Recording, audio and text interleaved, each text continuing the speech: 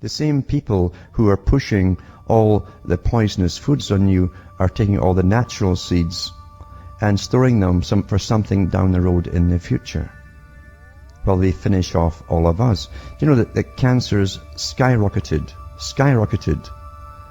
from about the 70s onwards?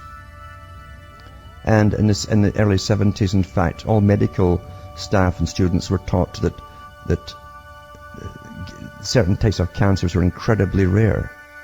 And they went through the different nationalities who were more prone to one type than another, and statistics and all the rest of it. You know, it's widespread across the world now, all kinds of cancers. And the guys coming out of medical school today are taught that's normal. You realize it's easy to brainwash the academics. Easy. With whatever they're taught. They got the latest facts and figures, must be true. They never question it from then on. They're taught it's all quite natural. Here's an article here it's called non-GM report, the organic and non-GM report. I read part of this a while ago, it was June 14th, 2010. But it says the following interviews with another scientist, Don Huber, who recently retired from Purdue University, who's also documented negative environmental impacts from glyphosate. Glyphosate is the Monsanto pesticide that everything in the GMO line now is getting soaked with. And it says the widespread use of glyphosate is causing negative impacts on soil and plants, as well as possibly animal and human health. These are key findings of Don Huber, Emeritus Professor of Plant Pathology at Purdue University. In a paper published in the European Journal of Agronomy in October 2009, Hubert and co-author G.S. Joel from Purdue's Department of Botany and Plant Pathology state that the widespread use of glyphosate that we see today in agriculture in the United States can significantly increase the severity of various plant diseases, impair plant defense to pathogens and diseases, and immobilize soil and plant nutrients, rendering them unavailable for plant use. But what's interesting even here, I thought to myself, is the same things they're doing to people with infertility. They actually use the stuff actually works on the plant by destroying its immune system to all of its enemies. Isn't that an interesting little fact? Interesting now again that all medical students are taught that people today have a vastly reduced immune system from those from 30 years ago or further back. Anyway, further, the authors say that glyphosate stimulates the growth of fungi, and it's true they've got tremendous fungus problems and all the rest of wherever they spray this stuff, and enhances the virulence of pathogens such as fusarium, and can have serious consequences for sustainable production of a wide range of susceptible crops.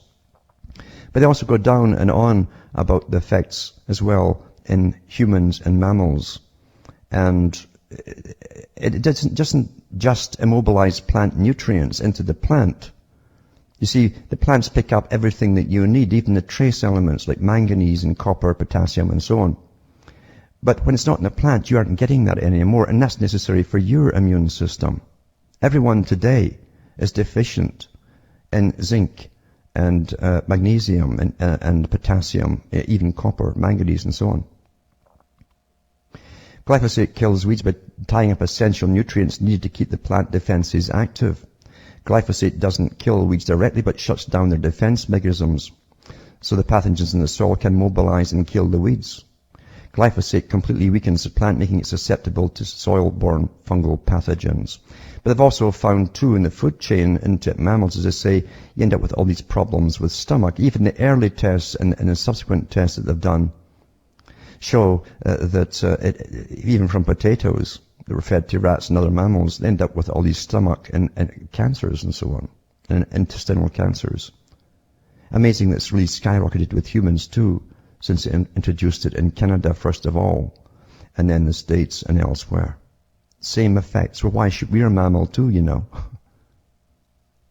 And then there's those the disbelievers who say, well, they never do that to us. Nobody would do that to you. And I said to you already, do you think man has changed, or the dominant minority that plan the future of the world, plan world wars, did the horrors of the Soviet system, the horrors of Nazi Germany, do you think they've really changed? They've suddenly evolved at a great leap forward in the last 50, 60 years? Really? When did that? I missed it somewhere. What happened? They've already planned a future with a vastly reduced population. What would that take? It would take infertility. It would take a faster kill rate with the people so they don't live so long. That we've got both of those in action right now, being taught is quite normal in the medical community that are coming out of university. But they also find that the toxins that are in these plants too are passed on to mammals as well. Toxins produced can infect the roots, the head of the plant, be transferred to the rest of the plant. The toxin levels in straw can be high enough to make cattle and pigs infertile. Isn't that an interesting thing? Well, I'm not a cow, I'm not a pig. Really? They've called us worse than that in the past, you know. In your paper you say that the introduction of such an intense mineral chelator such as glyphosate into the food chain through accumulation in feed, forage and food, and root exudation into groundwater could pose significant health concerns for animals and humans and needs further evaluation. And then they go on to explain it all to you, such as micronutrients and so on, all the things that's essential for your life, folks. They go on to allergic reactions. Everybody today is allergic to something. Some people, many things. They never used to have total allergy syndrome until the 1960s. And suddenly it broke out. With the help of inoculation increases with National Health Service systems in some countries and stuff like that. But it had never been heard of before. Never in history had it been heard of before. Total allergy syndrome. What is an allergy syndrome? It's a problem with your immune system. As what I said earlier that everyone has got a vastly reduced immune system than folk from 30 years ago or even before that. And Roundup Ready is made by Monsanto, the same guys that are taking over your food supply, which should be enough to get you really, really worried. The same groups that are funded by your tax money too, they do get money to experiment with and so on for research and development from your taxes and using universities as well. Then they grab the patents. And working with the 5 agribusinesses that own the entire supply of food of the world now and can cut you off at any time. You're not worried? You're not worried that these guys were all taken from the military-industrial complex. There were guys who worked with bacteriums for killing people and for altering the gene structures in people and animals of an enemy long-term takedown. These are the guys who put your food together that you're munching away on right now. Doesn't worry you? Monsanto and others? Really? I'll also put this link up tonight from this article I've just read, and you can read the rest of it for yourself. I'll put a link up too on the latest information from the Washington Monthly on something that was used in Vietnam, made by, guess who, Monsanto, Agent Orange. Because now they've got all these problems coming out generations later in Vietnam, and children who are born with lots of strange defects, genetic alterations, and so on. And you can watch the video for yourself and go further if it really interests you. If you can handle it. See, most people, as I say, cannot handle the bad news. When people ask me on a personal level, even in a phone call or something off the air, what's happening, and they'll say they want the truth. I'll say, do you really, really want the truth? Because ignorance is bliss. And very few can really handle how bad it really is. They can't believe it's actually happening and been happening, and it's a lot more to come. When you have the military-industrial complex, and you have reports put out by NATO, the think tank for NATO, and for the US military, and I have them in the archives section on the website, their projection for the next 40, 50 years and further, all on the same track with vast depopulation of people, only a few mega cities in the future, 2050. Well, ask yourself this, would they really want you? Would they really need you? Would a scientific society really need you in their system? Ask yourself that right off the bat. Because you see, they don't. What do they do with ones that they don't? Well, you're a useless eater. You're taking up our resources. That's been said many times by the big players in their own books and publications.